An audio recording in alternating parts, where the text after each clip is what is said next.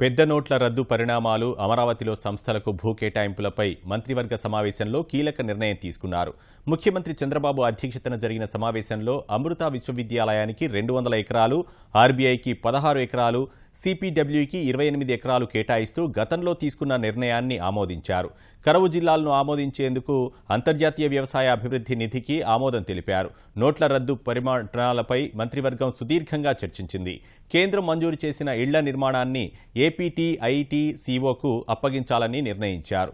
300 కోట్ల రుణంతో set top బాక్సుల కొనుగోళ్లకు మంత్రివర్గం ఆమోదం తెలిపింది. దేశంలోనే స్వచ్ఛ భారత్ మిషన్ ఉంది. అదే మిషన్ని రాష్ట్ర ప్రభుత్వం కూడా ఒక స్వచ్ఛ భారత్ మిషన్ ఏర్పాటు చేయాలని చెప్పి నిర్ణయించాం.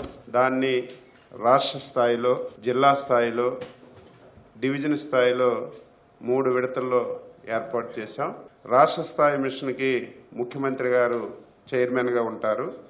వైస్ చైర్మన్లుగా పట్టణాభివృద్ధి, పంచాయతీరాజ్, గృహ నిర్మాణ శాఖ మంత్రులు వైస్ చైర్మన్లుగా వ్యవహరిస్తారు. దీంతో పాటుగా మన అమరావతి సిఆర్డీఏలో కొన్ని సంస్థలకి ల్యాండ్స్ అలాట్ చేశాం. అందులో ఆంధ్రప్రదేశ్ క్యాపిటల్ డెవలప్మెంట్ అథారిటీకి, అమృత యూనివర్సిటీకి అందులో మొట్టమొదటిసారి 200 ఎకరాలు ఇవ్వటం జరిగింది. అందులో 150 ఎకరాలు ఫేజ్ 1లో ఇచ్చాం, 50 ఎకరాలు ఫేజ్ 2లో ఇచ్చాం అమృత యూనివర్సిటీకి. రెండవది, రిజర్వ్ బ్యాంక్ ఆఫ్ ఇండియా వాళ్ళు కార్యాలయం కడతామని చెప్పి అడిగారు. దానికి 16 ఎకరాలు కేటాయించాం. ఆ 16 ఎకరాల్లో 5 ఎకరాలు కార్యాలయం ఉంటుంది. మిగిలినటువంటి 6 ఎకరాల్లో వారి యొక్క నివాస భవనాలు కట్టుకోవడానికి 11 ఎకరాలు రిజర్వ్ బ్యాంక్ ఆఫ్ ఇండియాకి ఇవ్వటం జరిగింది. మూడవది, సెంట్రల్ పబ్లిక్ వర్క్స్ డిపార్ట్మెంట్కి 28 ఎకరాలు ఇచ్చాం. అందులో కార్యాలయాలకు 11, రెసిడెన్షియల్కి 17 ఎకరాలు ఇవ్వటం జరిగింది.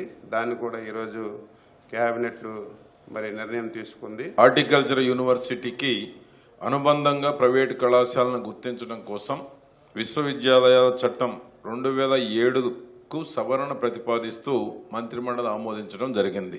2, రాయలసీమలోని 4 జిల్లాలు, ప్రకాశం జిల్లాలో అనావృష్టి నివారించి రైతుల ఆర్థిక ఇబ్బందులను తొలగించడానికి అంతర్జాతీయ వ్యవసాయ అభివృద్ధి నిధి ఏర్పాటుకు మంత్రిమండలి ఆమోదించడం జరిగింది. ఈ ప్రాజెక్టు పూర్తి వ్యయ అంచనా 1149 కోట్లు. ఇది కేంద్ర ప్రభుత్వ ఎక్స్టర్నల్లీ ఎయిడెడ్ ప్రాజెక్టు కింద చేపట్టడం జరుగుతుంది.